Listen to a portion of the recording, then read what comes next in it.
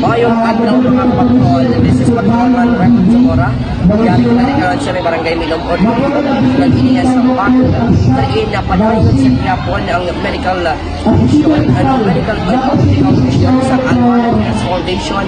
Diri sa barangay Milong na mga libre at check-up kaga sabi na may panghatag sila yung mga kapatrol sa nagkasalisan nagkakaangay niya. Nagpatigayon kaina sang medical kag optical mission ang Almana Cares Foundation sa Barangay Mailom, siyudad sang Bago.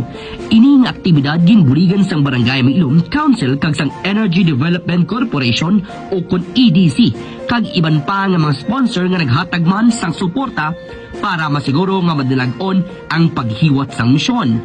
Sa nasambit nga medical kag optical mission, ginanghatag man na sang libre nga bulong, bitamina kag eyeglass para sa mga residente bilang kabahin sang inisyatibo nga mangin mas mahimsog kag mas may paayong pananaw ang pumuluyo sang Barangay Mailom.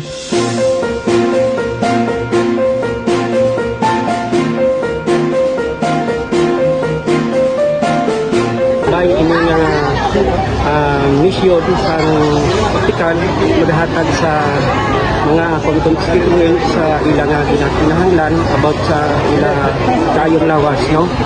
Number one, pinapasalamatan kita man sila dahil man okay good nga mga kuhan nga mga buluhaton sa aton mga sektor na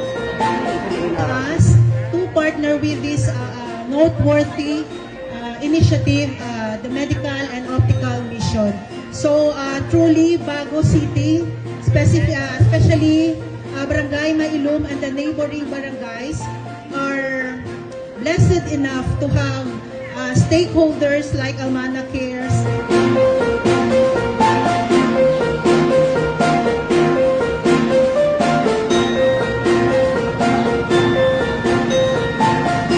Ito ang mga balita nga amon natipon subong nga adlaw. Ako si Patrolman Raymond Zamora para sa hublas nga kamaturan, serbisyo numero 1 ang nagapanguna.